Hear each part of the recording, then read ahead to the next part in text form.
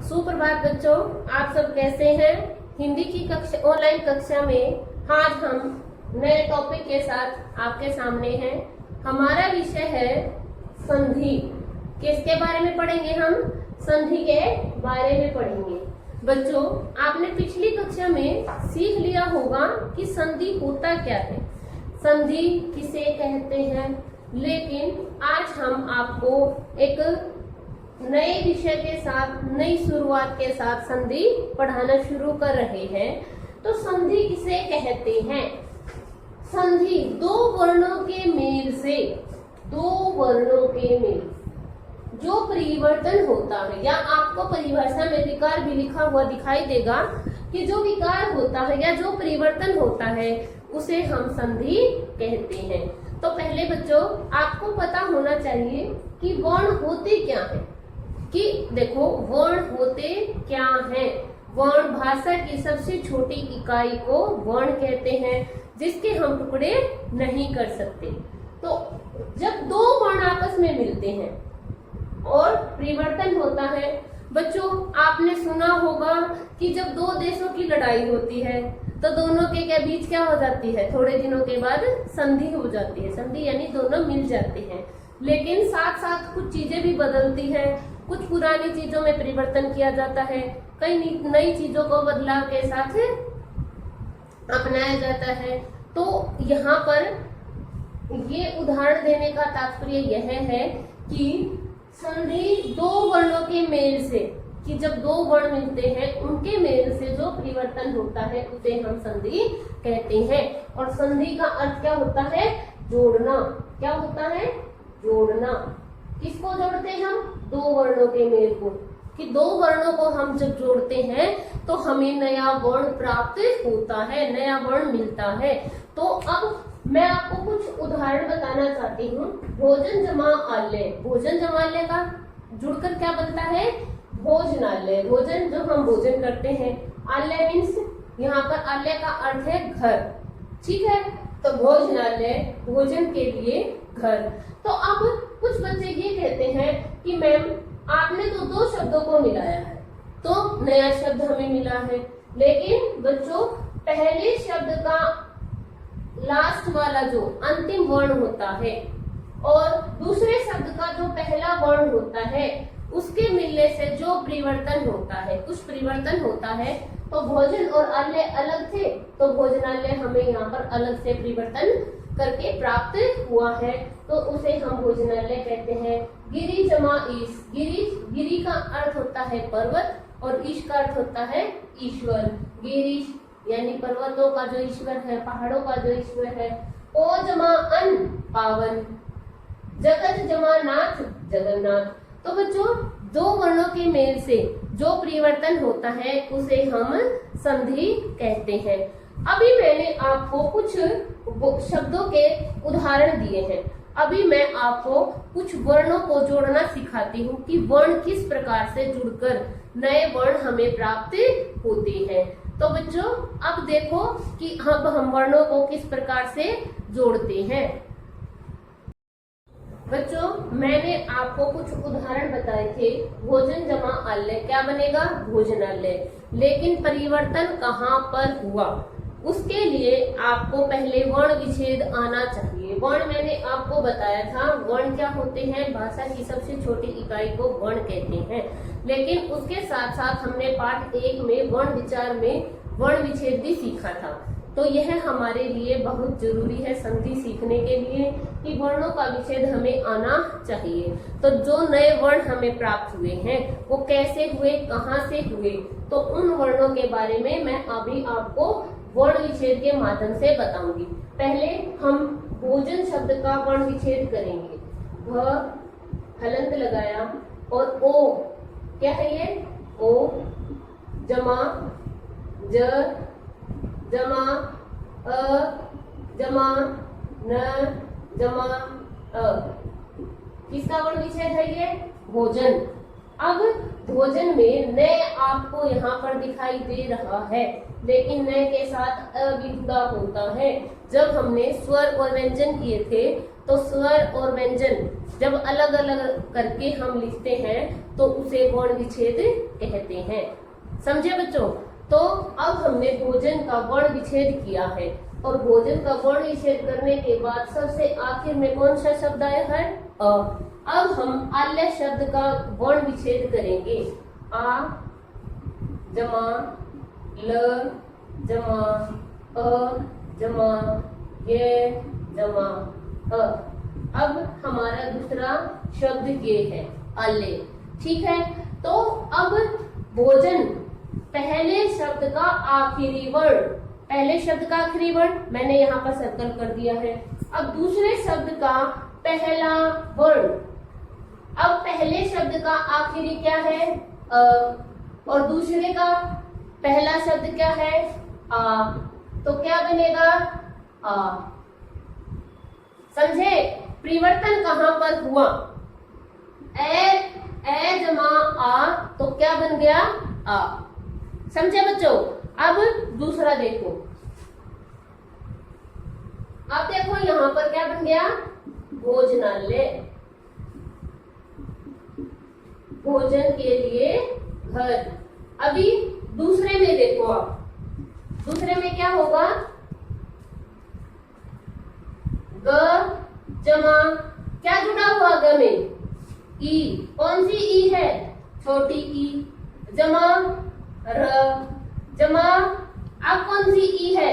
वहां पर भी क्या है? छोटी ई है। अब दूसरा देखो, दूसरा क्या है? ईश।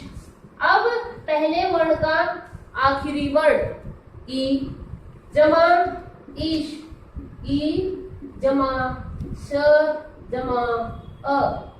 अब यहाँ पर क्या मिला? ई और ई मिले, यानी छोटी ई जमा बड़ी ई बराबर क्या हो जाएगा? बड़ी ई। समझे?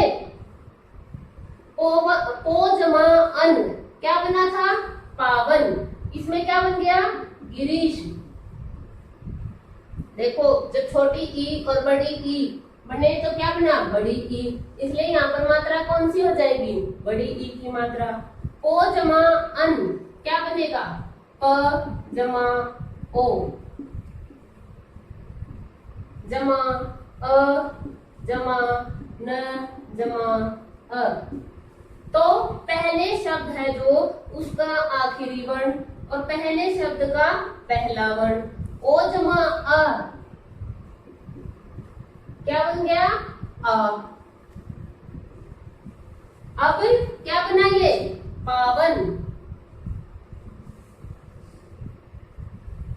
अब जगत जमा नाथ क्या बनेगा?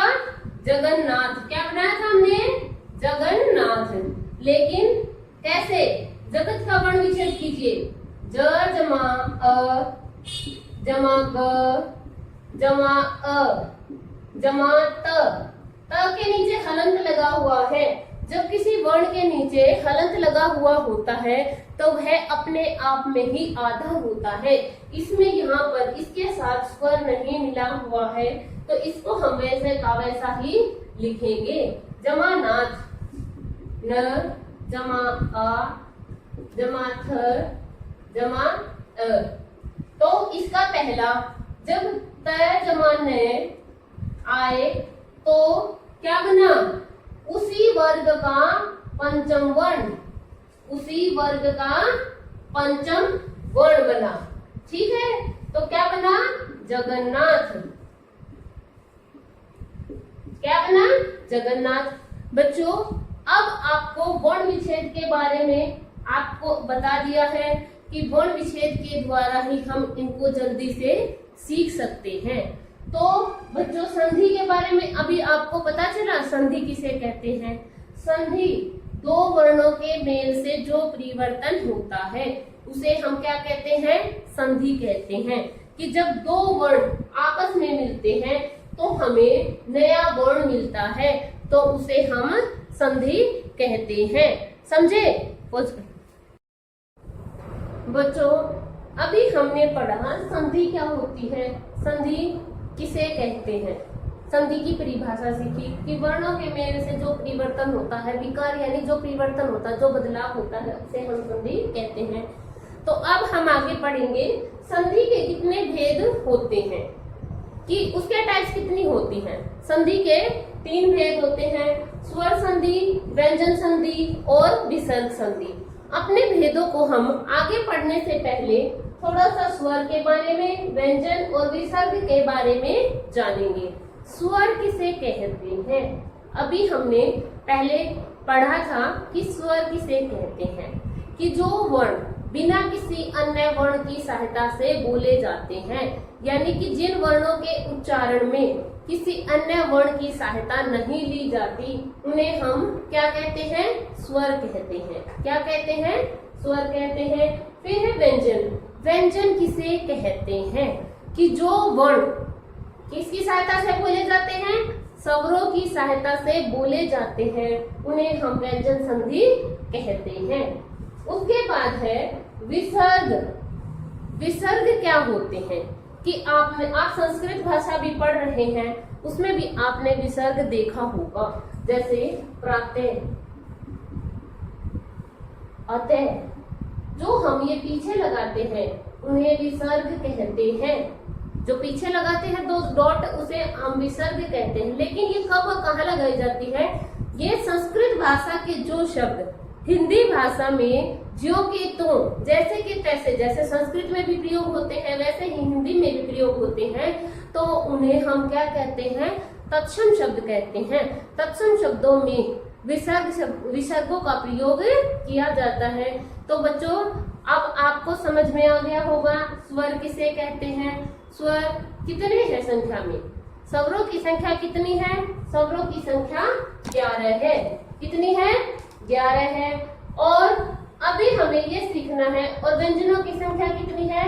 33 है। और विसर्गों की कोई संख्या निश्चित नहीं है। तो स्वर संधि सीखने के लिए, अब जैसे कि स्वर है, स्वर का स्वर के साथ मेल, स्वर संधि किसे कहेंगे? स्वर का स्वर के साथ मेल। उससे पहले मैं आपको एक चीज और बताना चाहती हूँ कि स्वरों की जो संख्या है कितनी है? 11 है। अ, आ, ई, उ,